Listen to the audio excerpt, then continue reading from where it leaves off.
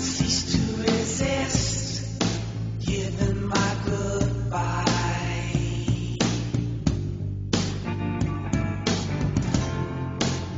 Drive my car into the ocean. Hello, everyone. Welcome to another episode of Film Seizure. I'm Jason Oliver. I'm Jeff Arbuckle. And I'm Chuck Moore. And today's episode is the enigmatic, controversial, puzzling Southland Tales by Richard Kelly.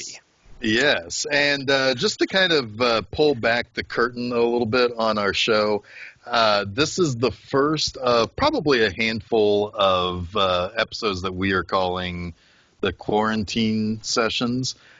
So in the real world, The COVID tapes. The COVID tapes, yeah. So in the real world, of course, there's the whole thing with coronavirus, COVID-19, what have you. And then the... I've just been referring to it as Ice 9 now. Oh, okay. Well, I personally refer to it as Kung Flu. Kung Flu. Canceled.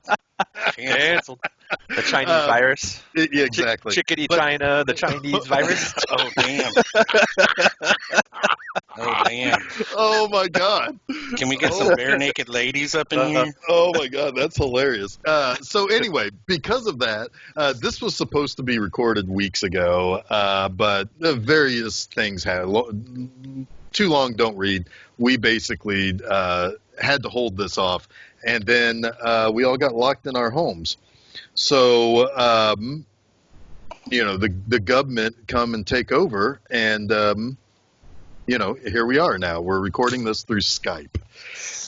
So it's kind of like we're all going to be interviewing each other.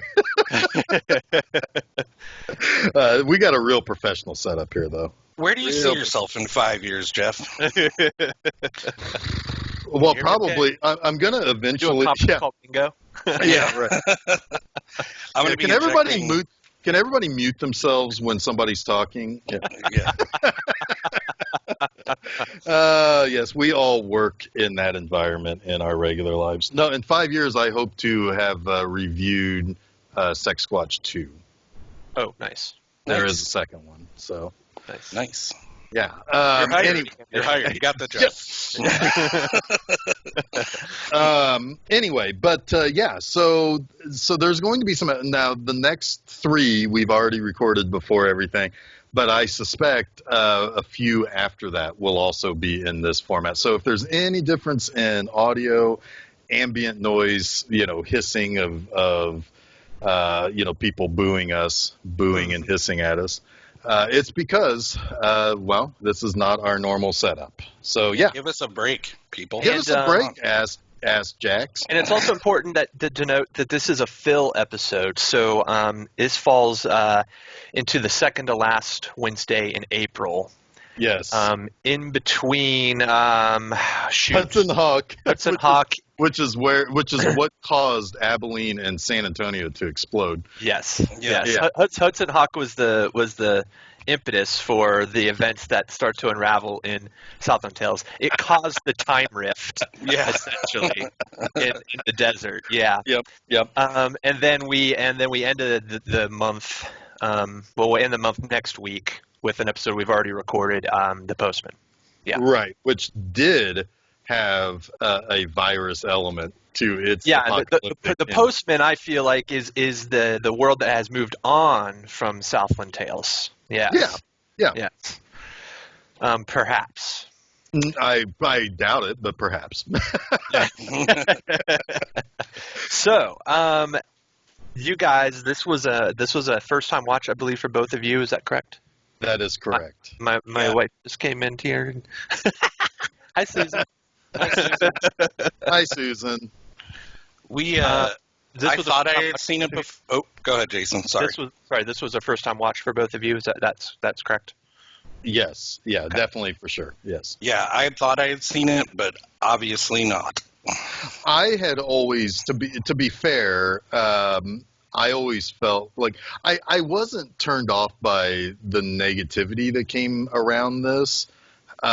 because we're friends with somebody who positively loves this movie, and I was living with that friend as roommates at that time. Mhm. So, so it's like I knew that it's like, well, if he likes it, it can't be that bad. And it freaking blew his mind. Yeah. Like, and I understand that. I think it blew his mind similarly to how Donnie Darko blew my mind when I. Yeah. Well, you're talking about Shannon, right? Yes. Yeah. So Shannon and I went down the Donnie Darko The Donnie Darko. The dark hole. The dark hole. the Donnie Darko rabbit hole together. Rabbit hole apropos as well. We remember we had a website, and we really, really followed that trail, and just were obsessed with that movie. And then, of course, once we started hearing about his follow-up film, Southland Tales, we were following every nugget of information we could about that, including the website, which the website was just phenomenal for Southland Tales. It was a super interactive kind of puzzle, really, of different pieces of information, video clips and things, kind of similar to what Kelly had did for the Donnie Darko website, which was similar. It was kind of like a maze, really, to discover things. So that was the first sort of thing we were latching onto was the website for Southland Tales, which sadly is no longer on the internet. I scoured the earth for it. I even tweeted at Richard Kelly, and I didn't get a response. But it's not out there that I can see. But it was just a really fun kind of thing to unravel all the different pieces of this mystery that we didn't really know much about, that we were sort of learning about at first from. And then, of course, the graphic novels came out shortly before the movie. But I think after the Cannes premiere. The Cannes premiere is really important in the history of this movie because it was famously booed. It was about a 3-hour cut, and it was just booed profusely. It did not fare well. It was also not really finished. According to Kelly, a lot of the special effects hadn't been polished. They weren't really sure about the final cut.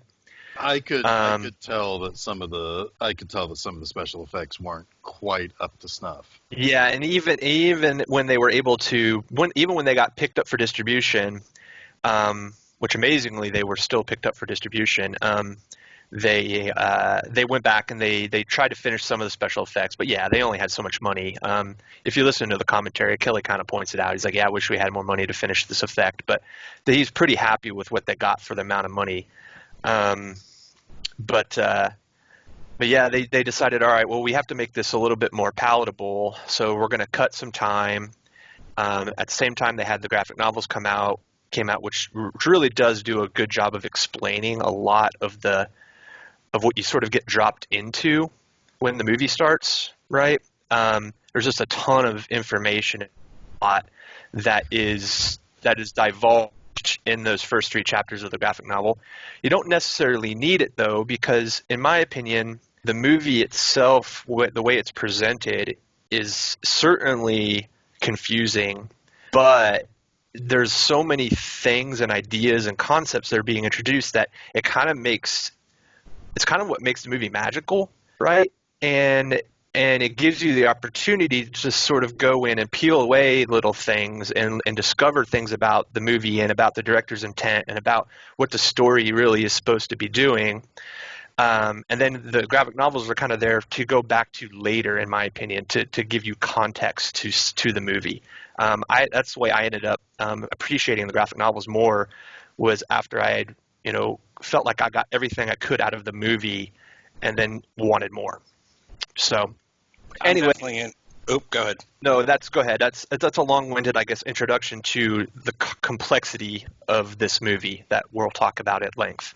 Right. Yeah, I'm definitely interested now in the graphic novels, having seen the film. I think I originally oddly avoided this film because I love Donnie Darko. I knew it was Richard Kelly, but I think the cast just didn't do it for me. Like, at the time, you have a movie with The Rock and Justin Timberlake and all these people, and I'm like, that just doesn't look interesting to me. But I think now, having watched it, I failed myself at the time by just saying, yeah, I don't want to watch that because of these reasons, which is a younger me, whatever, 12 years ago, just being like, I don't have time for that. I wonder also if it means more to me today than it would have then, considering some of the concepts and some of the ideas in there. Because there were a few things that I was really, really digging as far as a concept. Now, whether or not they actually whether or not the movie actually does a good enough job of doing something with that, I don't know. But there were certainly concepts in there that I was a big, big fan of, and stuff that I generally think about in the real world anyway. To echo Chuck about the cast, I think what's interesting about the cast is that they were sort of ironically cast the way they were. For instance, The Rock, very, very deliberate in that casting. He's essentially playing a movie star. He's playing himself, who has amnesia, who is kind of a version of his real self, but also a version of an action star who's on the rise, right? In this time, which in 2008 he very much was that. It was like, I was texting Jeff last night. It was like almost like, around that time with the rundown, there was a very literal passing of the torch from Arnold Schwarzenegger to The Rock as the next action star. Like they make the Schwarzenegger's cameo in that movie was to do just that, to comment on the fact that it's your game now, The Rock, right? Right. And that is, and Kelly is so hyper aware of little things like that, because he names the character in the fake screenplay, The Power, Jericho Kane. And Jericho Kane was the name of Schwarzenegger's character in the apocalyptic action movie End of Days. Right, and that's not a mistake. That's very deliberate. So it's just little kernels of that, and that's just funny. That's a joke, right? Yeah. And people, I don't think necessarily either get the joke or find it funny, but I do find that pretty damn funny. Right. I immediately, when you said go look up the name of the character in that, it's like, because you'd asked me if I'd seen it. It's like, I don't know. There were so many like late '90s Schwarzenegger movies I didn't remember, or I know I saw Eraser. I can't tell you anything that happened in it other than there was a rail gun in it. I think that was like the whole, like, I think that was the MacGuffin. Anyway, but anyway, I was like, I don't know. I don't remember if I saw that movie. I might have. I probably did. I don't remember any of it. And for some reason, I always think of the cover of that. Remember in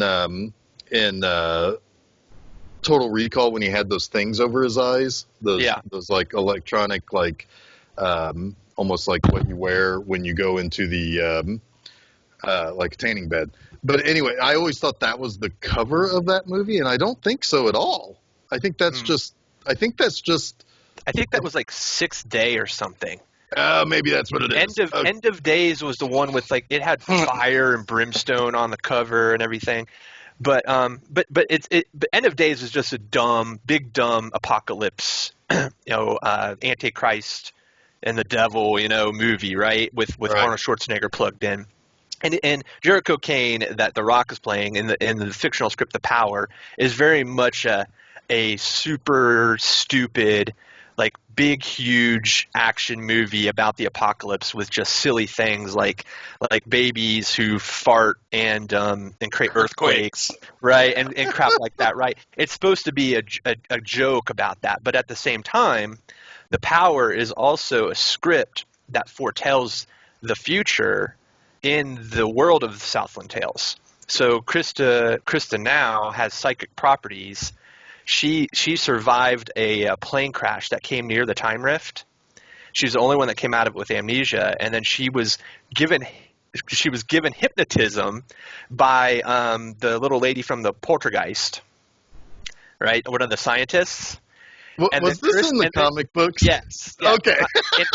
And she actually wrote The Power while being read the Book of Revelations while under the influence of fluid karma and her own psychic abilities, and she foretold the last 3 days of the universe, of the world, in this script. So the script kind of I always mirrors knew. the events that happen in the movie. I always knew that porn stars had that gift of apocalyptic foretelling. Actually, I read that last night and I was a little bit surprised. I thought those ideas would have come from Boxer going into the future. You know, like I thought maybe he saw the future and helped her write the script, but yeah, it's interesting that it was her. Miss Now. Yeah, it was totally her. There's a really funny explanation of this movie on this article that was really well done by Salon several years ago. And it says, so The Power is an adaptation of the Book of Revelation written by a character in a movie called Southland Tales that is itself an adaptation of a screenplay based on the Book of Revelation. Yes, that's it. Yep. That is Southland Tales. I kind of want to. I heard that most of that script is in the graphic novels, so I want to read that. A lot of it is. The script to me is kind of like the least important part of the graphic novels. It's funny, but it's not essential, in my opinion. Yeah. So the power is almost like the MacGuffin of the movie, if you will. Right. Yeah. Okay. So it's almost impossible to explain what this movie is, because I didn't just do it. well, yes. I mean, right. Exactly. So, all right. See you guys next week. So the first thing that kind of stuck out for me, probably if I was younger and I'd seen this movie, that opening scene where the atom bomb goes up would have probably scared the shit out of me, because I always hated that sort of stuff where it's like, oh, here's normal life, and then something terrible happens, and it, like, basically it makes life unrecognizable. That always scared me as a kid. So this is a movie that does require you to watch it many times over, I think, because there's so many little bits and things that are talked about in the background, news reports, radio things, all of the times that Justin Timberlake is narrating it. There's like I'm going to use my word again. There are chyrons on the TV, like it's like Fox News or something, With right? The whole doomsday scenario interface, I mean, that is just loaded with detail. I mean, if you just pause through some of that stuff, you can pick up so many clues as to what's actually happening. Yeah. Right. Yeah. So, and then like one of the things that I liked to notice was that the whole history of everything and this doomsday discussion about stuff was sponsored by Panasonic, Bud Light, and Hustler. Hustler, yep. Yeah. Yep. The tanks had the Hustler on the side of them. It was killing me. Yep. Yeah. And that's okay. So this is the first thing I want to say about this movie. This is obviously a movie that is playing with some political ideology, right? Like you've got, because of the event that happened that blew up the two towns in Texas, it expanded the powers of the Patriot Act, and the world, at least the country, was swinging heavily conservative. Yeah. And there's a whole lead up. Basically, the 2008 election is going to come down to California. Whoever wins California is going to be the president. So you have these differentiating ideologies. You have the Republican and Democrat, but you also have people who are outside of that, people who are operating on their own for their own good, and then you have the neo-Marxists. Because I don't think the neo-Marxists were like, they wanted things to happen, and that those things would happen because the Democrats would win. But I don't think they're not out saying that the Democrats are going to need to win necessarily. No, the neo-Marxists, their whole thing is to destroy capitalism, dethrone God. They want to end the Orwellian nightmare of U.S. idents. U.S. ident, yeah. Yeah, that's their main concern, and of course, defeating the fact that the Elliot Frost campaign needs to lose California as well. So they're concocting a plan to expose some things within the inner circle at that campaign, within that campaign, so that they turn the tides into Lieberman Clinton. Yeah, in California. Yeah. yeah. So that's really interesting that it's Lieberman too. Yeah. It's all things considered. But anyway, so then, okay, so now you have this idea where it's like, so capitalism is obviously king. There is an expansion of lack of privacy. Basically the neo-Marxists, and let's face it, they are domestic terrorists. But they're also Americans who are being gunned down at the whim of a senator's wife, who is the second in charge of Department of Homeland Security, right? Yep. U.S. ident or whatever. Yeah. Right. You're right. She's the deputy secretary of defense, I believe. Yeah. Oh, okay. That's okay. I think that's what she is. And she runs U.S. ident. Yeah. Right. So you still have people. So that makes for a fascist state fighting against what would ultimately be a communist uprising. However, all of those fascists don't have any qualms with all of the Marxist comparisons when you get to the end of the movie, where you have the guy from Princess Bride. Oh, I can't. Wallace Shawn. Yeah.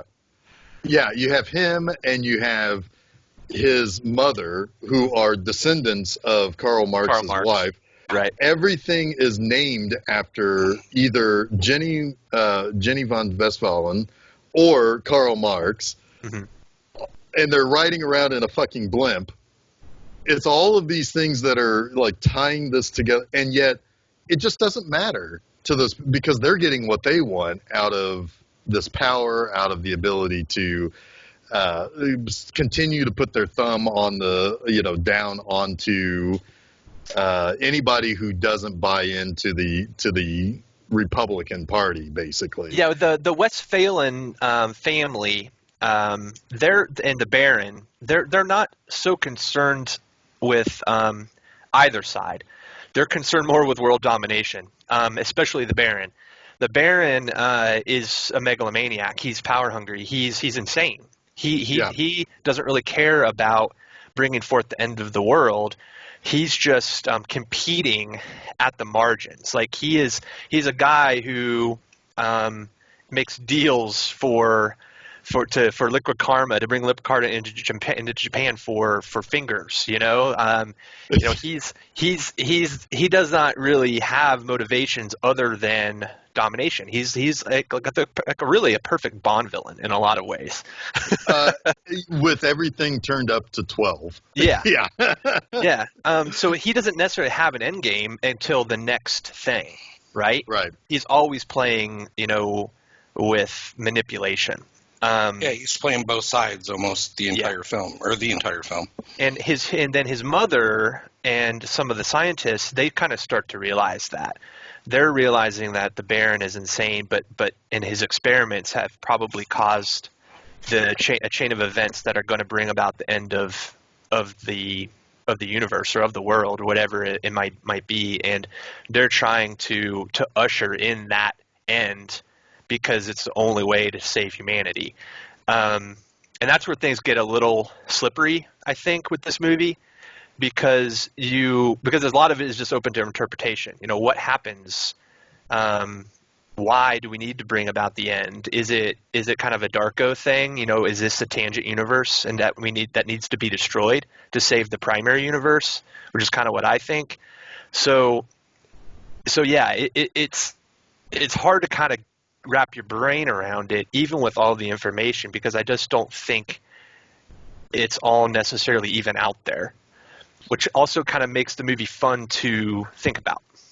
Yeah. And on top of that, you have all of the biblical stuff. Right. So you have all this political stuff happening, but a lot of the movie is about the return of Christ. It seems like. Yeah, in a you're lot of ways. absolutely right. It is an interpretation of Revelation, which itself is enigmatic, right? You read Right. Revelation, it's supposed to be about the end of times, but it makes no goddamn sense. It's like, what does all Right. of this actually mean? So it's almost like a even hyper farcical version of that, you know, kind of pointing at the Bible and be like, look, this is the thing you guys believe in. Why should this movie be taken any less seriously? Right? Right. It's a joke. Yeah, it's interesting. JT or Pilot Abilene in the beginning, when he's reading quotes from Revelations and I think Robert Frost poems. And then you go into when we first find Boxer Santares, and something I was like thinking about the entire movie when he is in Karen Now's apartment in the beginning. She looks at his back tattoos and says stigmata. Mm-hmm. And I was like, did I hear that right? What is this? Why is she just randomly saying stigmata? And it makes sense later, but I don't know. Yeah. I don't even know where I'm going with that necessarily, other than I was following the biblical references a lot more than the political, I guess, as I watched the film. So there's a lot you could pay attention to multiple things on different viewings, like Jeff was saying earlier. Yeah. Absolutely. Well, one thing I was saying was that it's funny how the biblical stuff is not. I mean, the biblical stuff is there where some of the mega cable that USI did has put together now. There are biblical stations on there, but there's not a single one of the government people that has anything to do with any kind of biblical anything. Like, it's almost like, yeah, whatever, it's like, just let people drink their beer and listen to their stereos and read their pornography. As long as they're doing what we want them to do, they can do whatever they want. Right. So therefore we have a Republican Party or a conservative party who is not at all, not really at all. I mean, if nothing else, just paying lip service to religion. Right. And then you have the neo-Marxists, who the Baron so eloquently puts it, that those people know less about Marx than that Chihuahua, Yeah. Right? Like they're just more pawns in this game, Right. and I think it's another joke that the neo-Marxists are all played by stand-up comics and poets and movie stars and artists, right? So Kelly's kind of making a joke about Hollywood there a little bit, and he goes one step further by casting actual comedic actors as roles, right? Right. That's not a mistake either. Having someone like Sherry O'Terry in a role like that, John Lovitz, that's very purposeful. Well, I know I had read that his original plan for this movie was to poke fun at Hollywood, and then 9/11 happened, and it's like, basically took a big eraser, erased everything out. It's like, all right, time travel, or so. It's I would love to know what's going on inside his head. There's more to that too. To finish the point on the casting and the neo-Marxists themselves, they're also infighting, right? They're also competing. Like Sherry O'Terry's character, she ends up just wanting a payday with John Lovitz, the Burt Bookman. Gotta love that name, Burt Bookman. Yeah. So really, they're falling prey again to capitalist competition, right? They're looking for wealth and some element of safety, I guess, if you will. So yeah, they really know shit or care or don't really give a fuck about Marxism. They're just they're all kind of looking out for themselves in different ways. They're taking the sexy bits of Marxism and then putting that on a pedestal, which is probably the least important stuff. The other thing too about sort of the genesis of the idea of this movie definitely was kind of a thing that Kelly had been kicking around, but you're right, 9/11 happened, and that's kind of where the two roads diverge sort of thing comes in to play, right? We have a kind of a choice as a country to go one way or the other, and Southland Tales is kind of like, well, what if the events of 9/11 truly take us to our end, to our apocalypse? This is what that might look like. And he wants to kind of tell that story as a cautionary tale, but also as satire, as something that you can laugh at, right? Which is where I feel that this is the greatest Vonnegut movie that's ever been made. Because when I read Vonnegut, I always think, I've seen adaptations of Vonnegut's work, and they don't always really work. They never quite strike the right tone for me. But Southland Tales strikes the right tone of how I read Vonnegut, because the satire is so ridiculous and sharp. And it makes sense that Kelly would infuse that into this movie, because he was also writing a Cat's Cradle adaptation for Darren Aronofsky that never happened.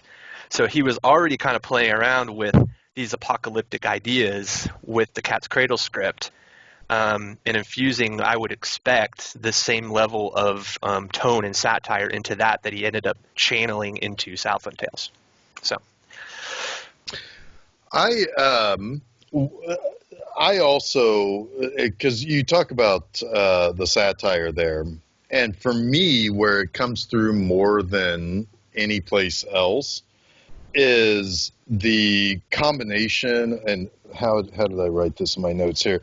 So there's there's a lot of combination, particularly when you hear the news reportings going on in the background, where there's a lot of vapid exceptionalism, oh, these people are doing this thing over here, and oh, it's going to be the greatest night in Los Angeles history when this blimp comes out of this building. And then it's immediately followed up by something that has a lot more importance to it. It's going to be the greatest night in LA's history. And we also expect this to be the first riot since 1992. And so in the same, just blocks away from one another, you have people who are trying to eat the rich while the rich is just not caring. It's like, well, we've gotten whatever we want, and isn't it great? And people and the people in between those two groups, well, unfortunately, they're probably leaning more on the side of the rich. The rich have a curious power over a lot of people they shouldn't. And the metaphor again, comes to fruition there with the conclusion of the movie, of the last chapter of the movie, where the two roads that were diverged now converge again, and it brings about the end. Yeah. Yeah. Yep. A couple other notes I just want to get to real quick.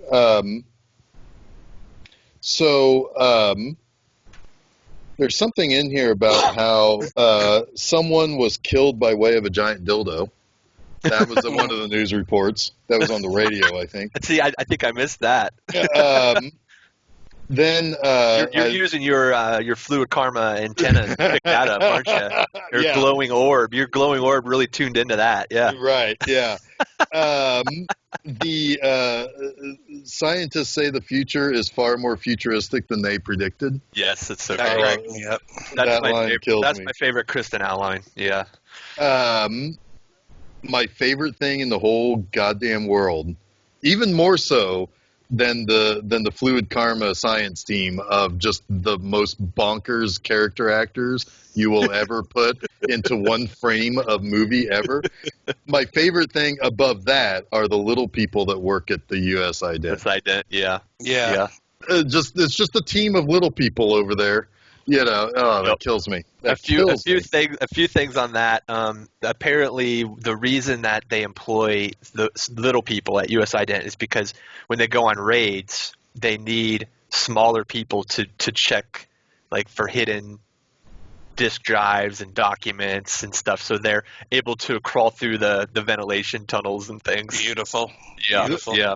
Yeah, that's brilliantly ridiculous. Yes, isn't it? Also, another thing too, the quote you had, the scientists are predicting the future will be Yeah. far more futuristic than they had it initially expected, or however that runs. That has been Richard Kelly's Twitter, like his main Twitter quote, His pinned his tweet. pinned or quote or whatever. Yeah, Yeah. for his Twitter account for 12 years now.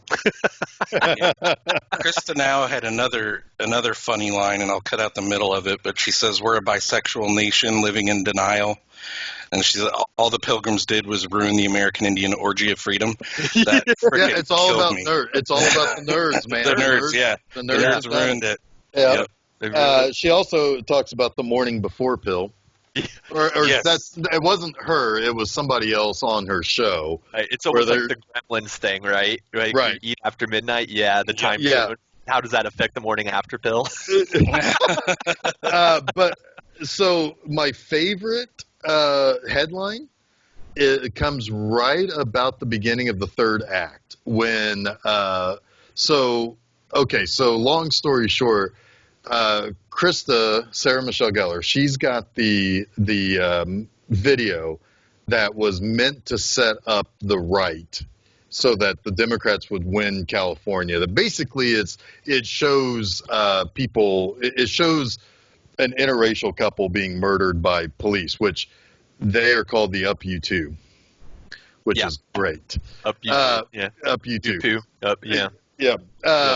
But anyway, so she's got that tape thinking it's a sex tape of this guy who's married to a senator's daughter.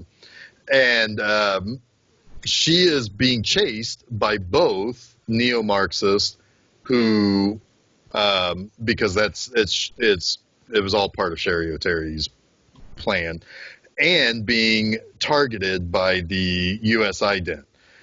And ultimately, what ends up happening is that John Lovitz and Sherry O'Terry get killed by the government, and there's a headline that says "Poop Deck Implosion."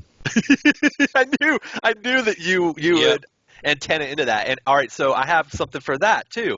So the Poop Deck is an actual bar in either Hermosa Beach or Venice Beach. So that was the bar that they have the fight in. Yes. Where Sherry O'Terry and John Lovitz are in there and they fight with the neo-Marxists, and then the John Lovitz, he gets gunned down by the guy with the huge cannon or whatever, right? Yeah, that place is the Poop Deck. That's the name of it. Yeah. And it's Richard Kelly's favorite bar. It's funny too.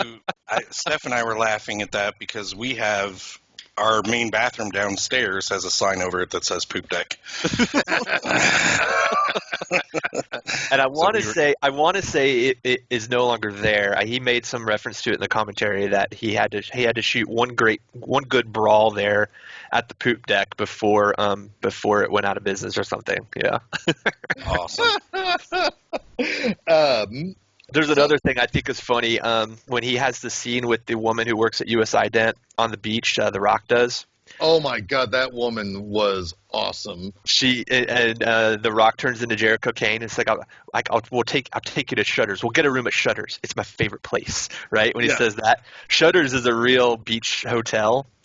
And I looked it up, and even right now with COVID prices, it's like $500 a night. Gee, And wow. I guess The Rock stayed there for the duration of the shoot, and he spent more. His tab at Shutters was more than he got paid for the movie. That's amazing. That's hilarious. Yeah. It's all those 6-packs he walks around drinking. He was buying them from Bud Light. Shutters. Yep. Jericho Kane loves Bud Light. Well, yeah, this whole movie's sponsored by Panasonic, Bud Light, and Hustler.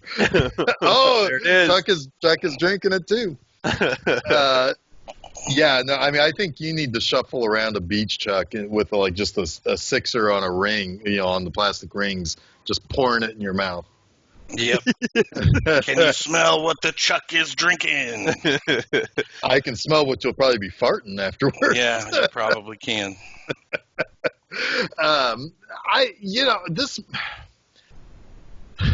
We haven't even talked about Sean William Scott, the most Yep. important character in this whole movie, I think. He is. Roland and Ronald Taverner. Yes. Yeah. So, yeah. Sean William Scott, I think he feels a little underused in this movie. It's a little bit of a sleepy performance because he essentially is the primary role he's playing is a double of himself that was created when he drove Boxer Santos through the time rift. So you come to find out that, spoiler, I guess, that the Rock's original, original Boxer Santos died, and his double was sent 69 minutes back into time. And Sean William Scott, the same thing happened to him. A double of him was created, sent 69 minutes back into time, but his double also, his original self survived. So his original, the actual one and only Taverner is Roland Taverner, and his double was named Ronald Taverner, and he has amnesia. So what you end up having are two doppelgangers, a doppelganger of Boxer Santos, a doppelganger of Roland Taverner named Ronald, and then you have the original Roland Taverner who's essentially been kidnapped and drugged with fluid karma to keep him knocked out while they put forth this plan. The neo-Marxists put this plan in place to create this riot, essentially. Yeah. So Sean William Scott is essentially playing someone with amnesia who knows even less than we do about what the fuck is going on in this movie, right? Right. But he's taking that ATM with him to Mexico. I know that much. Well, I mean, it's at the Rove Credit Union, so Yeah. it will travel. The thing is, I kind of like that though, Yeah. because the thing with that is that it is a seemingly insignificant person who has the biggest impact on something. So while you're looking at this over here, this guy on someplace else is going to collapse all of space and time onto itself.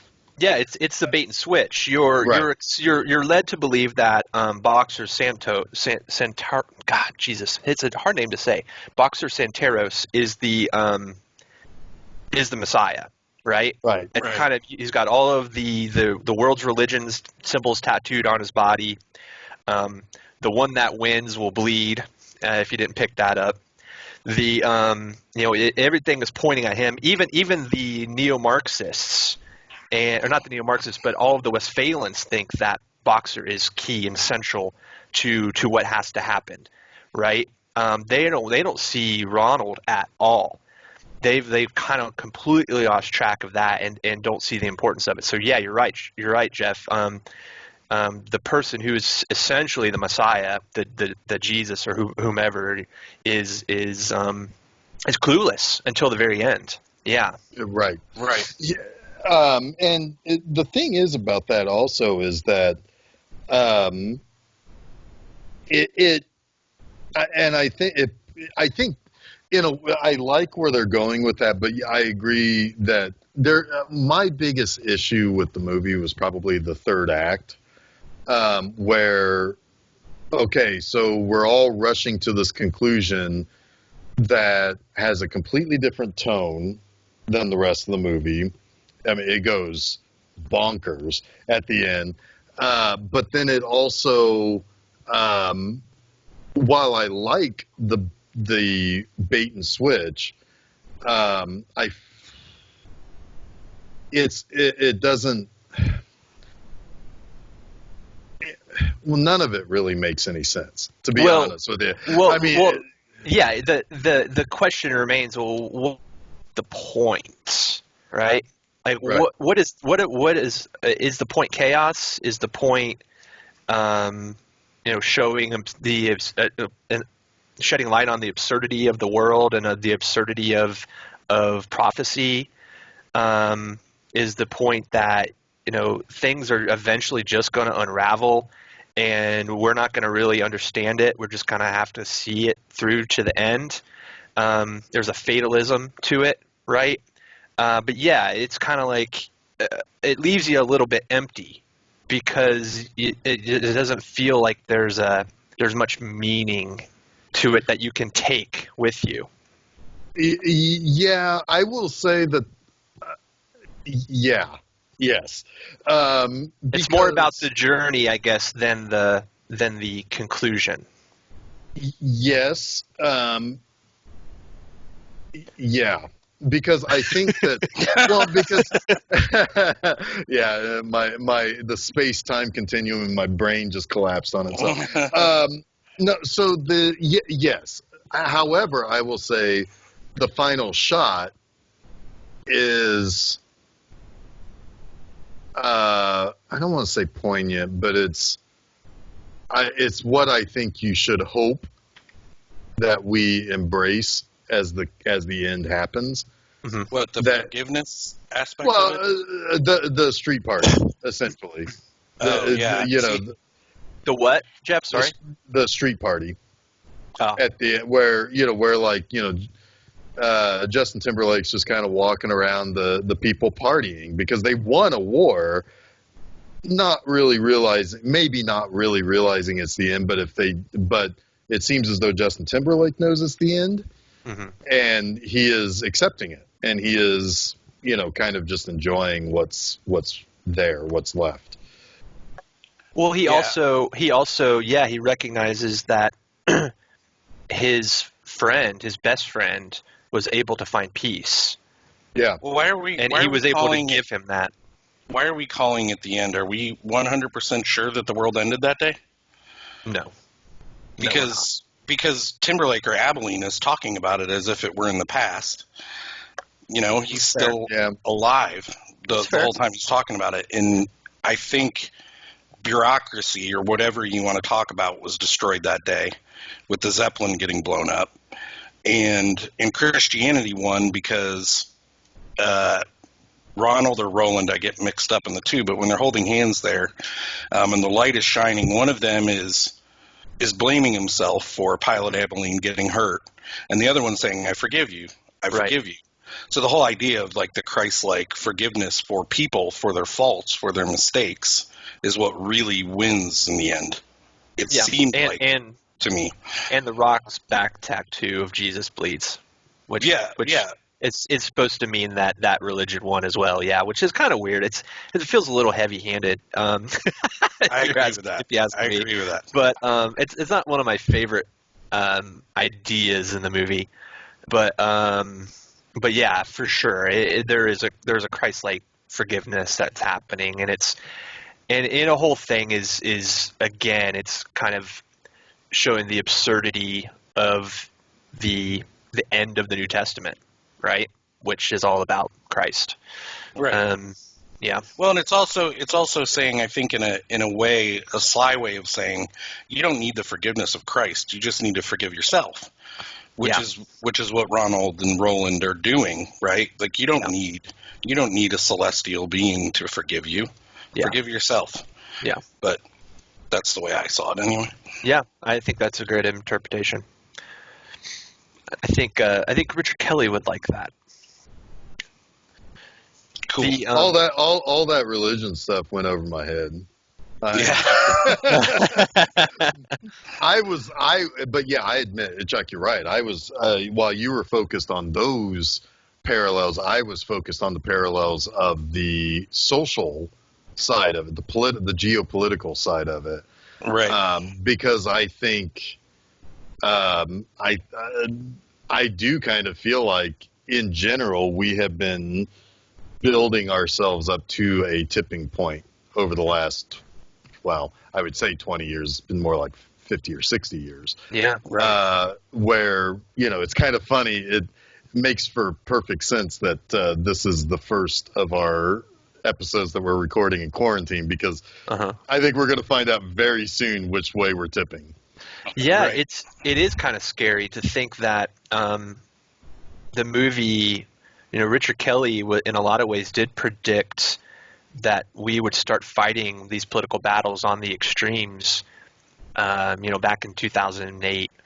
And that's absolutely where we continue to move as a country is farther and farther away from the center, at least in who's yells the most. And Jeff, you and I have talked about that at length in many of our episodes. So the movie is, I think, more frightening now in that regard. But I also think the humor works better now too.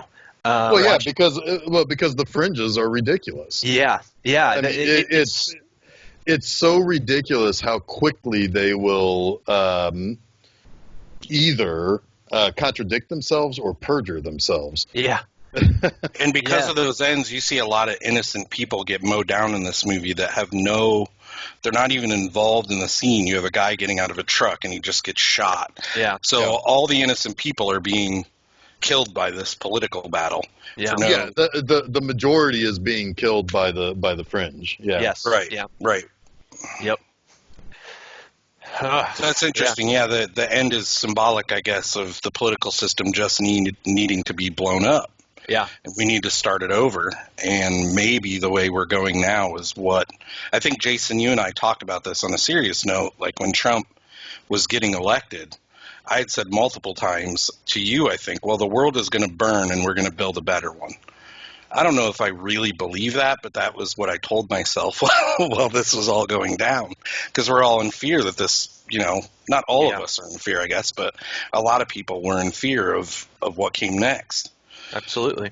Yeah, and I don't want to ostracize any one side of the equation, but it's right. It's the fringe won, fringe player won, and whether or not things were going to burn, whether or not it's appropriate to, I guess, sacrifice some of the innocents for that burn.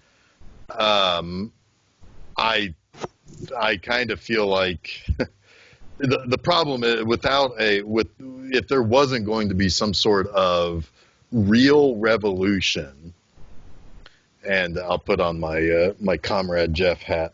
If there was going to be any kind of lack of real revolution, or if there, where people were actually rising up and just pulling rich people out of their homes and killing them on the street or whatever, what you would get is something that would be almost impossible for it not to touch every single person on the planet. Say, like, I don't know, a virus.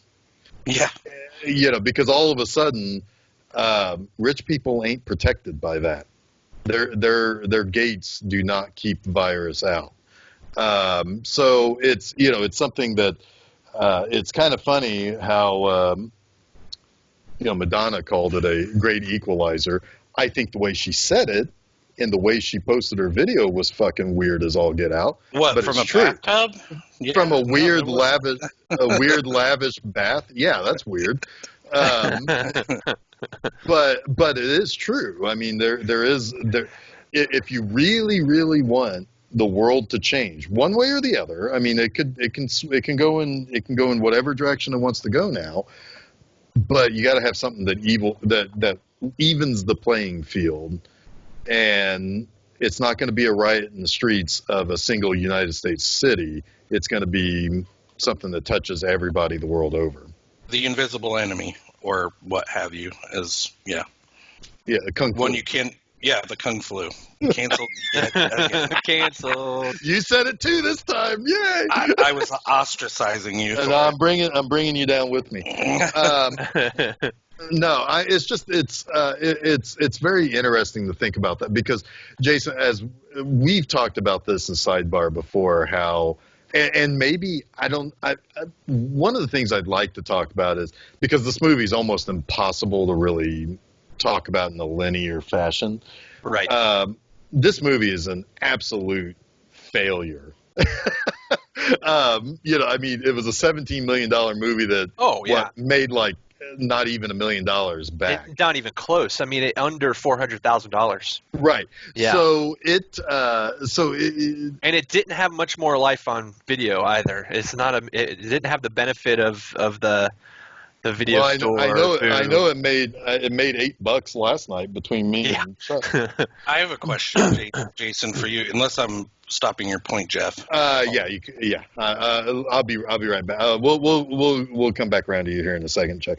But one thing I'd like to talk about is why do we think it fails? Because it's more than just a 38% on Rotten Tomatoes that I think sunk this movie. But go ahead, Chuck, and then we'll come back. It's actually it's kind of part of that equation, I guess. I was gonna wonder aloud if this movie would have been, or the story would have been, more successful if it were serious, if it left out the overt satire for more subdued satire, I guess. That's an excellent point, because I think if this movie was made in the 70s, it would have been funnier. They would have leaned on that, and we'd be looking at it 45, 50 years later. Yeah, you'd have Don Knotts and Tim Conway in it, or something like right. that. They would be, part of the neo-Marxists or something, but right. So you would have had a different, it would have leaned on that more. Whereas this, I think, I don't know if you can tell this story seriously and do any better. But I want to hear what Jason thinks. I think on Chuck's question, I think that the movie's tone is perfect for what the movie is trying to convey. I didn't always believe that. And I didn't necessarily believe that when I first saw it. I thought I was confused tonally, but I think that was part of the point. There's just a lot of deliberate artistic choice in this movie that just takes time it took time for me to digest. Right. Now I couldn't see this movie any other way than how it is. I think the casting is perfect. I think the tone, the way the comedy plays it's just what it should be. Now, does that work for everyone? No. Is this the kind of movie that people wanted to see in 2008? Maybe not. Right. I think it did confuse people. To answer Jeff's question about why did it fail, I don't think that a comedy apocalyptic farce about the end of the world and the Patriot Act was really what people wanted. It also suffered from the fact that it didn't really have a lot of confidence in the promotion behind it. There was a writer's strike that happened when this movie was released, and neither Sarah Michelle Gellar or The Rock were able to promote it. They had their television appearances on the big network cable or whatever, the big talk show, late night talk shows were canceled, so they didn't get to promote the movie. I think people were a little bit intimidated by the idea that there was more of the story in a graphic novel, and they didn't really understand how that was going to work. And Kelly couldn't get that out to enough people in a way that they could digest it. So you really had to work, I think, to understand this movie or even see it in a lot of ways, right? And that's just not how the general public consumes film. To consume like a big budget movie. It's just not. Yeah. And didn't the Cannes cut not have the Justin Timberlake talking over the beginning, which I think is a huge help. Yeah. When you're watching the movie, to hear his description of what's about to happen. The Cannes cut did not have a lot of that. It didn't have a lot of the Doomsday Scenario interface stuff with the chyrons and all of that. It didn't have a lot of the special effects finished. It just wasn't. It wasn't a finished film at all. And he was never really able to recover from that. He wanted to introduce it at Cannes as a work in progress, but his publicists, his publicity team, told him not to. They said that could damage the reception, and then turned out that couldn't have had a worse reception anyway. So he probably should have come out with that disclaimer. It would have maybe helped. The can cut is interesting, but really ultimately he wants to release an ultimate cut that reinserts a lot of the scenes that were cut from the can cut, but with a lot of the finished effects and narration and graphics and things that you get in the theatrical. Yeah, so I have a strong feeling that Arrow is working with him on an ultimate cut. I think maybe that's why he's a little bit quiet on Twitter right now too, is he's probably not allowed to say a lot right now while they're working on it. Arrow has dropped a few hints that they will be releasing Southland Tales in some way, shape, or form. There's not really a reason to do that unless they're coming at it from a new perspective with a new angle. So I think we're going to get Kelly's full vision, at least in regard to the movie. He also wants to produce an animated prequel, which would essentially take the events of the graphic novels and turn that into an animated feature. I don't know if you'll get a Netflix release of that prior to the Arrow release or something. Sorry. Yeah, I don't know if Arrow's putting up the money for that or not, but that would be really cool. So I think that we could be on the cusp of a big Southland Tales something here in the next year.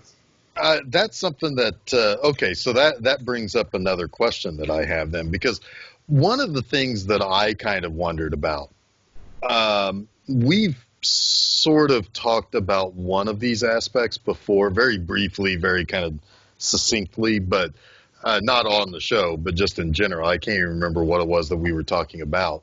But I wonder if, one, people get uncomfortable or unnerved when the villains are people that are in our own government that are successful at doing what their villainy is. It would be like saying, hey, anybody who's named Jeff who likes cats, also likes murdering 8-year-old girls. That's probably not something that I'm going to feel very comfortable watching. Right. It would be like turning a mirror on yourself. You don't want to see all of your imperfections. And I wonder if sometimes, we don't mind it when a Mission Impossible movie has people in the government who thinks Tom Cruise is not very trustworthy. How many times has he failed? So far, never. But somebody always says that in one of those movies, right? And what happens in fucking 6 of those movies? He's ousted. He's disavowed or whatever. Right. It's one thing for something like that, but it's another thing when it's hard to know who the hero is and we're fighting against ourselves. So is that uncomfortable to audiences? Is that something that audiences shy away from and don't want to consume? The other thing, and this is the thing that we've talked about before, is that it's really, really weird how much we don't like rich people being vilified. Yeah, there are times where you can do it, and there are times where you can do it right, but the general public seems to care a little bit too much about people who have money and therefore have power. And there's a lot of that in this movie, too, and I wonder if just people just naturally just don't want to be around it. But with those questions, or with those statements, do you think if Southland Tales came out in 2019 instead of 2007 or 2008, do you think it would be more accepted and more popular and make money today? No. Really? I don't. Because I think the joke works better now because it was told 12 years ago, right? If that makes sense. because there are things that have come to light in the last 12 years that this movie sort of predicted. It predicted the future, and I think there's more magic in that now. I think if you were to release this movie now, it would just be too on the nose, if that makes sense. And I think it would suffer from some of the same issues that it suffered from in 2008, where, well, yeah, we're living this. Why do I want to watch a movie about it? Right? Somebody very famous would be railing against this film, though, which would probably help its viewership in some sense. I think the other problem is while the casting was deliberate, the casting was also, I feel, a big detriment, because you put The Rock in a movie in 2008, people are expecting big dumb action, and then what they get is not big dumb action. It's total, it's this half serious, half farcical Orwellian nightmare of a movie that nobody knows how to approach. I think that the rug was pulled under some people, and it never got any steam behind it from word of mouth, because the people who did see it early, thinking they were going to get one thing, were confused. Yeah, I think a lot of this movie reminded me of, maybe not the film itself, but tonally, like Starship Troopers. So I could see a lot of people just not even getting. I didn't get Starship Troopers when I first watched it. Like, I'll be honest, I was like, "What is this?" Mm-hmm. And now I kind of get the joke. I enjoy it a little more. That's the genius of Verhoeven. Verhoeven, when he makes something like RoboCop or Starship Troopers, he can make a movie that is, on one hand, a big dumb action movie, but slip in all of that satire, right? Right. Or build something big and dumb around the core of satire that is there for you if you want that sort of thing. Right. This movie is sort of the opposite of that, right? The big dumb action movie is in there, but it's the small. It's not, the light isn't shown on that as much as it is all of the conspiracy, right? Yeah. So it's harder to get a handle on. Yeah, it's the smoke. It's not the fire. Where in like Verhoeven films, the fire is the big dumb act, or the opposite. Never mind. You know what I mean?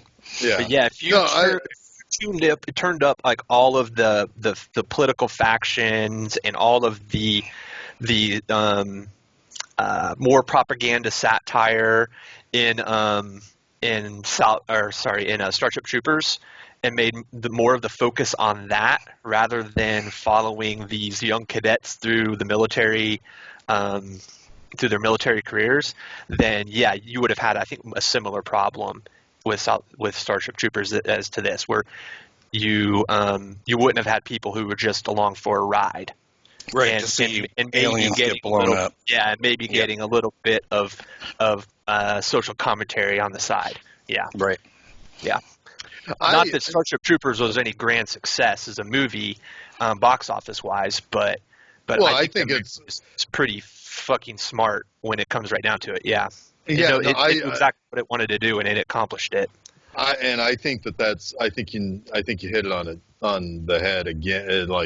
It was, Starship Troopers was more interesting to talk about than it was for the general audience to go see. The general audience doesn't understand why it's funny when it's like, want to learn more, right? Flying propaganda letters and stuff, and all the vote no on proposition commercials, political commercials. I mean, that's all fucking Verhoeven, right? I mean, Kelly very clearly was taking pages out of Verhoeven's book in this movie. He just packed it with so much that it's hard to digest. Yeah. Vote no on Prop 69. Prop 69. 69 it was all over this movie, by the way. Yes. Oh, yes. Yeah. I love the joke I don't where they're even like, remember. Oh, go ahead, Jeff. No, I don't even remember what Prop 69 was. I don't either, which is funny, right? Yeah. I think it had something to do with U.S. ident and the expansion of the Patriot Act, something like that. Yeah. But also, the repeal of. I think the states were trying to pass a federal law to sort of start to pull back some of the powers that the U.S. ident had expanded with the Patriot Act. Yeah. That's what it was. And then you had that guy, which I think my favorite ad in the whole movie, or my favorite little clip that was just kind of inserted in, was the guy with the machine gun. It was basically like, if you libtards don't think I should shoot, it's like, I'll just do it myself. It's like, I just saw a 2017 political ad. From, Yeah. It's hilarious. It is hilarious. So yeah, I mean, it's that sort of stuff is it's just kind of one of those things that I think does kind of make this a little bit more of a fascinating movie. Does everything work in it? Probably not. But I mean, it's interesting to think about all of those kind of different ideas and to kind of say, Chuck, you had said that there'd be one very important person who would be railing about this on Twitter, probably while he's giving press conferences about, battling a virus. I would also say that there would probably be people who would be more like the Bernie Bros who would also bitch about the movie. Maybe. Yeah. Misrepresenting them, and it's like, I don't think so, but whatever. But yeah, it's so yeah, you would have those fringe people who would be yelling at. Those fringes didn't exactly exist 12 years ago, so I guess that's the they weren't as prominent. They definitely weren't as prominent, right? Or didn't have as much of a voice. One other thing I wanted to mention that isn't totally related to the concept of the film. But the frickin' cars that had sex in the commercial. Yes. Oh my God. Yes. What the hell was that about? And then how Wallace Shawn is so proud of the commercial. He gestures to the screen several times after the commercial shows. Oh, it kills me. And then the senator says, "Did I just see two cars pork each other?" Yeah. There's another great Wallace Shawn moment when they have the big soap opera scene where Boxer and Krista and Mandy Moore and everyone are in the room, and it essentially you have the reveal for Mandy Moore, and by the way, I'm pregnant with your child. Yeah, right. And it cuts to Wallace Shawn, and he just gives this look of like, what now? He's even recognizing the absurdity of it all, right? And the soap opera that's playing out, yeah. Yeah, because everybody starts, pointing fingers at everybody, and it's like, did the neo-Marxists put you up to this? Like, no, he did, and it's fucking The Rock, and it's like, but did he? Not so The Rock. funny. No, Wallace Shawn put him up to it. I think. That's right. That's right. Yeah. Because at first when she pointed in that direction, I thought, wait, The Rock did? No, she was. Then it cut to Wallace Shawn. You're right. That was kind of funny too. How they did all that. They had this moment where everyone was exposed, and then they just move on. They're like, whatever. Yeah, whatever. It doesn't matter. Yeah, nobody's going to care about this in the larger scheme of things. So what difference does it make if we all hate each other behind closed doors? It doesn't matter. That also kind of rings true in today's world as well, where ain't nobody liking fucking Ted Cruz or nothing, but they all work with him in front of the closed doors. Behind the closed doors, they don't let them in. Right. Another thing I kind of like about this movie is that, the heroes are not really heroes. The whole reason that the Baron failed was because of himself. Yes. He sent people through the rift. He gave people drugs that let them speak to God and see a higher plane, kind of. So if he hadn't done those two things, he would have gotten away with what he was trying to get away with. Yep. What do you think he was actually trying to get away with? Taking over the world, I think. Instead of allowing it to be destroyed? Yeah. I think he's like a pinky in the brain kind of scenario with that guy. I just think it's always he's always looking for the next thing to conquer. Right. He's playing this game of chess with all the pieces on the board. And he doesn't really know where the game's going to lead him, but he knows he's gonna win. Right. Yeah. Yeah, and he basically destroys himself because nobody else, Roland didn't do anything to end the world, not on purpose anyway, or none of that was on purpose. Yeah, and Roland wasn't even on his radar. You know? It was Yeah. all Boxer. Yeah. Yep. Oh, he almost acted like he had no clue that he existed. The only two people that remembered him in the end was The Pilot Rock Abilene. well, I mean, as far as like the higher ups that were like, manipulating all the pieces, the only two people in that blimp that knew anything that this person existed was The Rock and Bai Ling. Like there would be the people like Abilene who knew him from the wars, Hmm. but those people don't count for anything. They don't exist really. So I have a question then, Jason. Maybe you can, or maybe Jeff, you put this together. How did Boxer Santeros at the end know that the real person that the Baron should be looking for was Ronald or Roland? Because he Fluid says karma. fluid karma. So they're Yeah. seeing this between using the drug. It did seem like that to me. I never really knew for sure, but Yeah, every time someone took the drug, it like transferred a part of their personality around almost or something. It's connected. They're all connecting via telepathy essentially, and Okay. they're understanding where things are heading, because it's not very well explained in the movie, but in the supplemental materials, when you take fluid karma as a drug, when you inject it, there are people who bleed. It's called bleeding, and some people can see into the future, some people can see into the past, and some people can do both. So a lot of people who are taking fluid karma are literally seeing the future or communicating with other people in the past. Makes So sense. so it's this whole kind of storm of telepathy that's happening.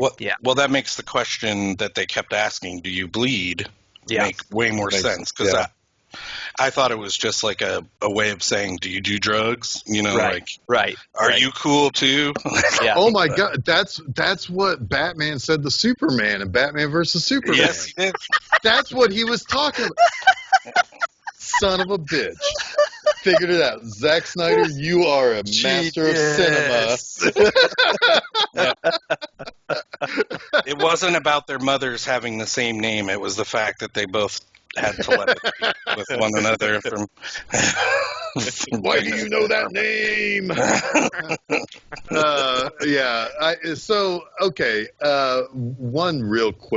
Two real quick things we need to talk about the scientist group.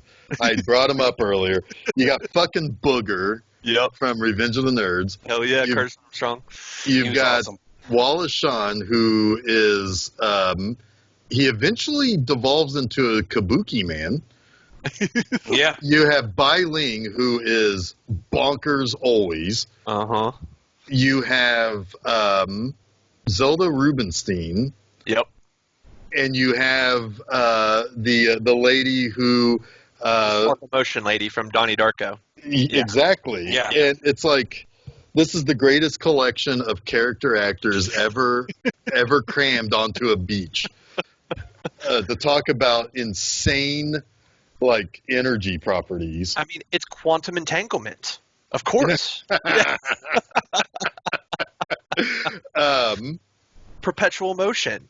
Yes. It's all of this hodgepodge of not so fringe science, but very high concept science, all kind of mixed in to give the illusion that these things could potentially be possible, right? Right.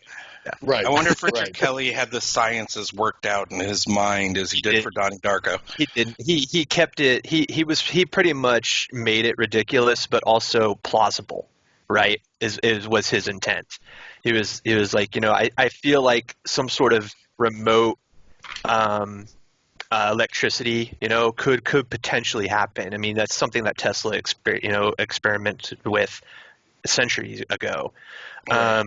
Was that type of clean energy, right? And you already have things like Wi-Fi, right? So why not? Why not have a non-fossil fuel energy that can power things remotely, right? Just how then he's got to create some kind of catalyst for that. So he comes up with this idea of fluid karma, which is what they call the serpentine tunnel through the core of the planet, right? That they discover and tap into. So it's this literal fluid that wraps around the core in a serpent-like tunnel that they're then pulling out of the Earth and disseminating into the atmosphere via those sort of essentially oil rigs, oceanic oil rigs, which are powered by perpetual motion, right? Right. And little do they realize that by tapping into this, essentially another type of non-renewable energy source, right? That's the big secret, is this isn't non-renewable, or this isn't renewable. Well, they're selling it. They're selling everybody on the idea that it's powered by the ocean. That Right. as long as there will ever be Waves. it will be powered. But what they're hiding is the truth Yes. of what they're powering. So they're just that's what he's and- winning. That's where he's winning at the end. Is that Yeah. he's winning right now. Right. In the future, that's not my problem. That's not my bag anymore. What he's now you literally done is put chain of events in place that are causing, rifts in space and time that are slowing the gravitational or the rotation of the Earth to a minuscule degree every day, every second, right?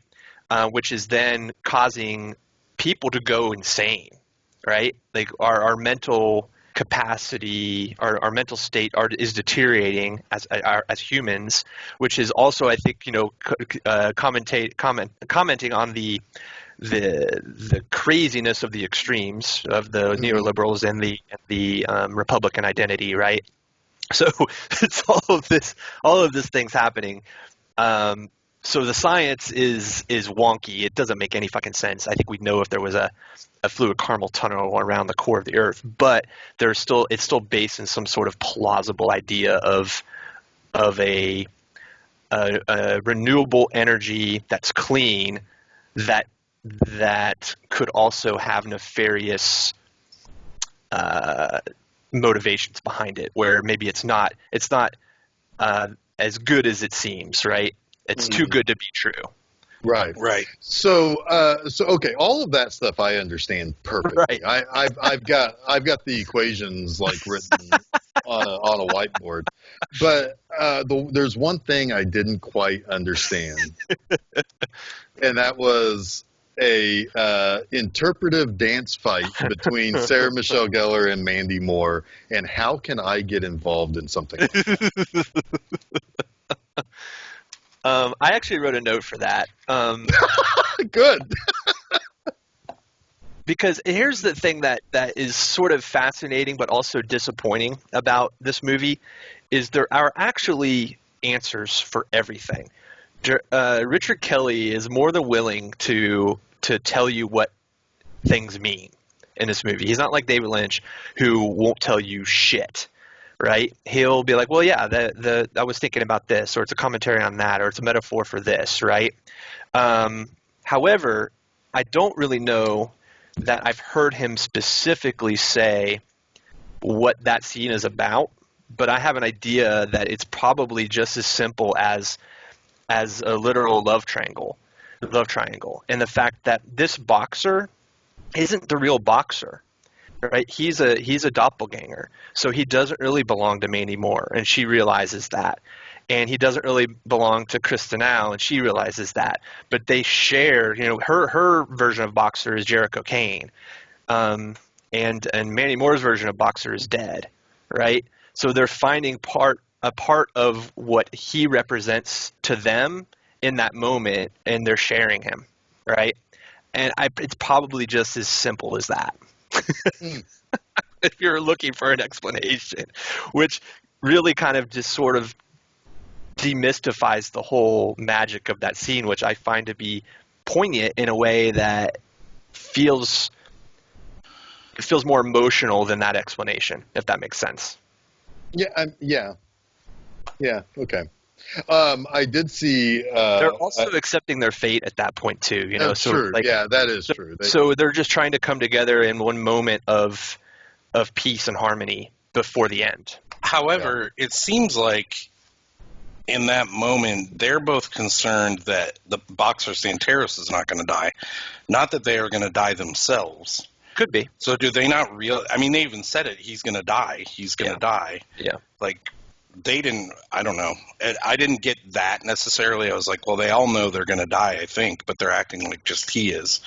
But he seems to escape somehow at that moment. To me, it looks like he lights up and his tattoo burns. It looks like he leaves the plane of existence and everyone else dies on that dirigible or whatever. I don't know. Yeah, you're right. I don't think that his purpose in it all doesn't feel fully realized to me.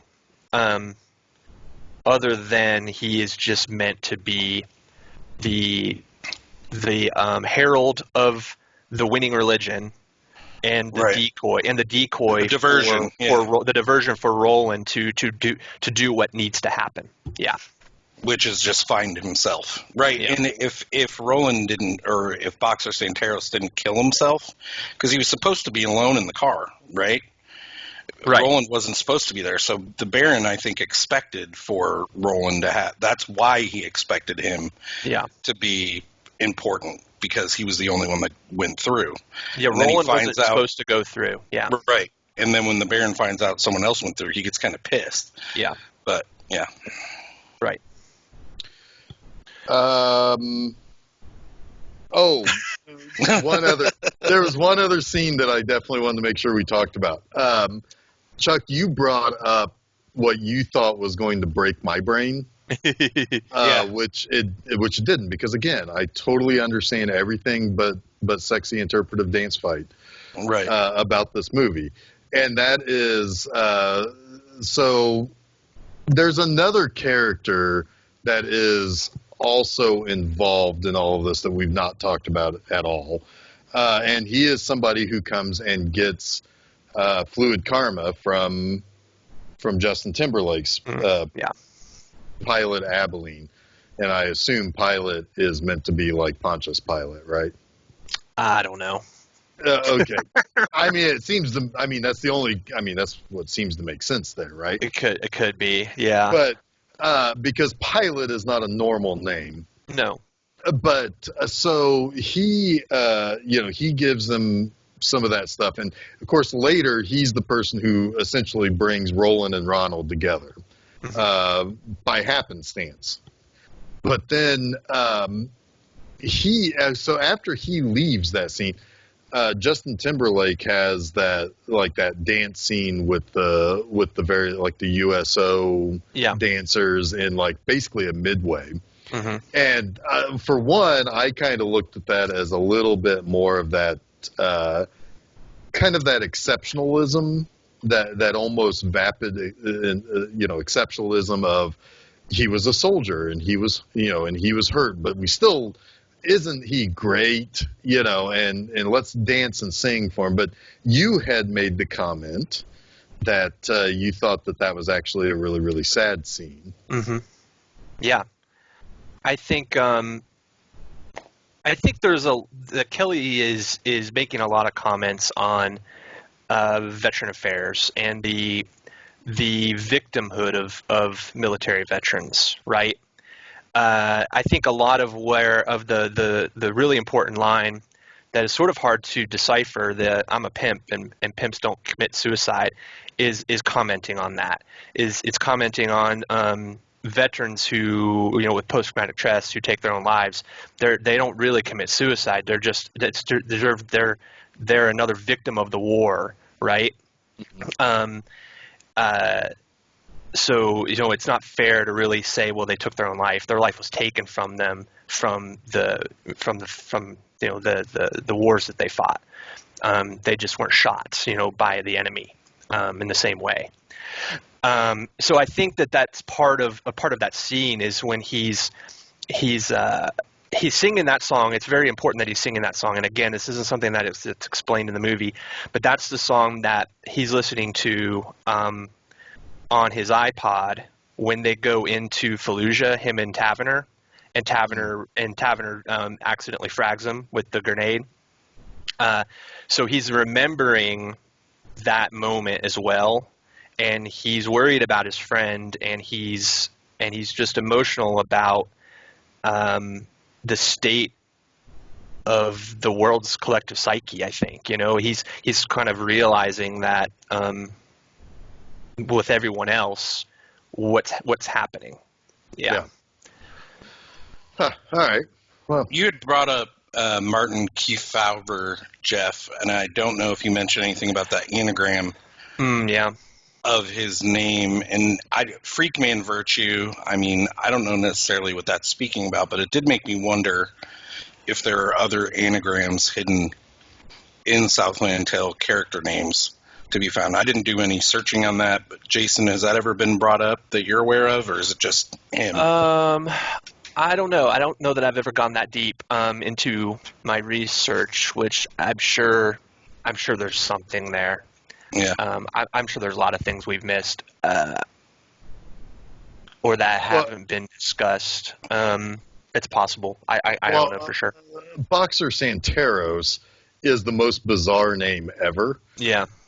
So it's got to mean something at least, if not, Well, yeah, I thought there was going to be a theme in character names because Boxer and Pilot, they're all like profession or, but it didn't continue. So I was like, okay, I guess we can drop that as being something kind of significant. Yeah, I've not read anything and I haven't heard any. There was anything in the commentary about that kind of stuff specifically. I'm going to bring something up, and Jason, you might think I'm crazy, you might think I'm awesome, but you have Boxer. You're crazy awesome. Kind of the fighter herald of the coming of Christ or whatever. Pilot kind of drives the story, right? Because he talks about everything that happens.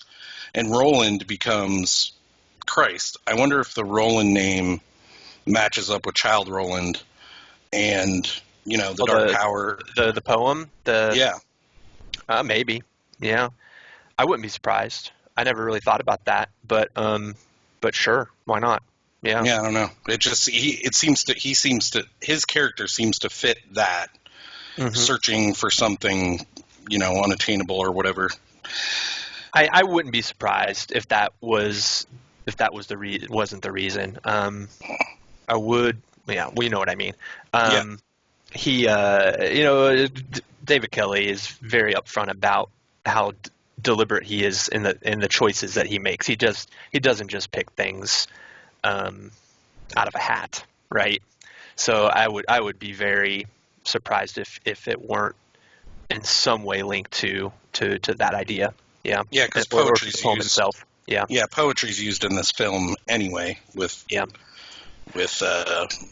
Frost. So I mean, he even said that the idea of the handshake bringing about the end, right, was really just as simple as, that's kind of a common trope. Even you think of the Back to the Future, you can't get the two people from the future and the past together or it'll create the end of the universe, right? Right. He's really just kind of using that trope to service the story. Yeah. Right.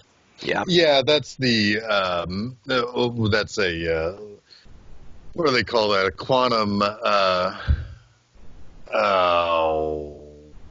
a quantum paradox. I think that's what that's. Yeah. Yeah. Yeah, the same matter can't occupy the same space at the same time or whatever. Something like that. Yeah. Whether or not that's actual possibility, I don't know. Who knows? Who knows? I mean, I've been studying it for 25 years, but it's on your whiteboard. But it is. It's the equation that you wake up every morning and you stare at, and you're just like, I'm missing something. I need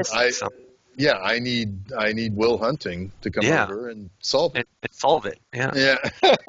somebody walks in, they see it, they add a plus sign, and then that's it.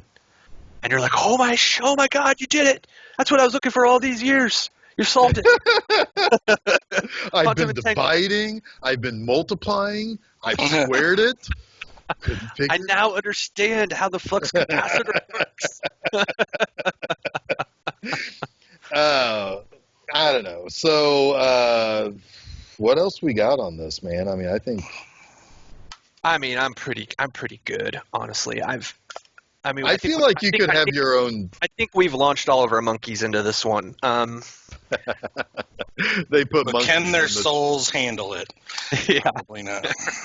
Probably not. I No, mean, there's- I've got that equation too, and I don't know the answer to that. I read the graphic novels real quick before jumping on this call as well, just to kind of get, some of that in my brain. But really, it's my suggestion to people is don't allow this movie to intimidate you. Don't allow this movie to think that it's taking itself too seriously, because it's not. It definitely does at times, but that's also part of the point of marrying those two things, the farce and the seriousness of the topics. That's what makes the movie work. So allow it to kind of wash over you. Watch the movie without trying to expect to make sense of it all, because it will frustrate you if you do. And if you find that you liked what you saw and you were interested, and you thought that that there was more to learn and you would be interested in doing that, then go back to the graphic novels, listen to the commentary, read the hundreds of articles on the internet about people breaking it down and their theories and things, because that's what makes this movie fun for me, is the puzzle of it all, the rabbit hole. There aren't a lot of movies like that you can find and discover new meanings through, and allow yourself supplemental materials to fully understand it. And there aren't very many movies where the creator has said, it's not finished and I want back to it and improving it. And there's something delightful about that as a consumer of art, to know that this is a work in progress. And it may always be a work in progress. I love that idea. I wish Richard Kelly could make more movies. He made The Box after this, which was an adaptation of a Twilight Zone episode, where he added, like as Kelly is wont to do, added a lot of like conspiracy plot lines and things to it. And it's a fascinating movie. It's not quite as labyrinthine as Southland Tales or Donnie Darko. But it was pretty favorably reviewed. But he hasn't done anything since. He hasn't done anything in 10 years. I think he still writes a lot. I would still love to see his Cat's Cradle. I don't know if that will happen. I think the world is ready for a Cat's Cradle movie, if I'm being honest. It might be a little too on the nose right now, but we're fucking living Cat's Cradle right now.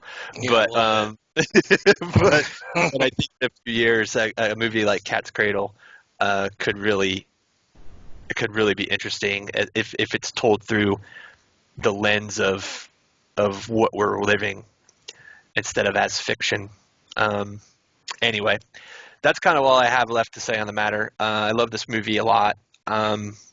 I always, every time I watch this movie, I'm afraid that I'm going to recognize it as the box office failure that it is, and not as the artistic achievement that it is.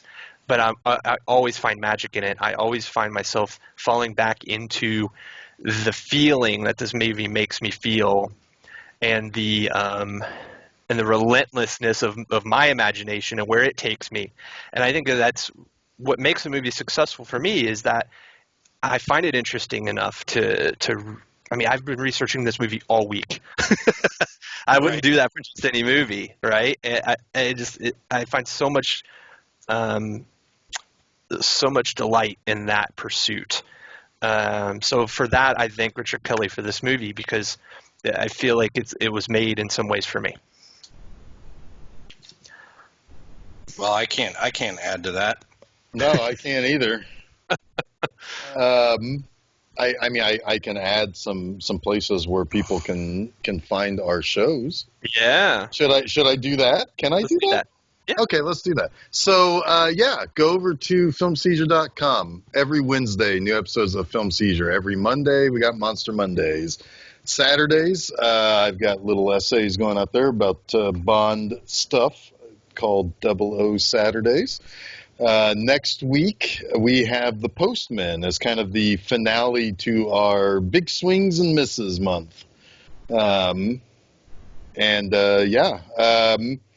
Fridays, you can go over to bmovieanima.com. I got business over there for you to read. I don't know. What anybody else got anything that you can think of? Facebook, Twitter, go over there, follow us there. Yep. You get to see everything that we post, everything that we put out there, we post there. So that's probably a good way of doing that. And as far as any of the places where our show is generally found, you got the Apple Podcast, Google Podcast, Stitcher, Spotify, TuneIn.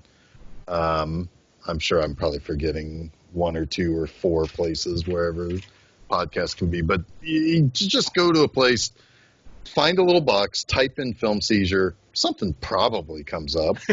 Yes, something comes up. Something Some things comes up. come up.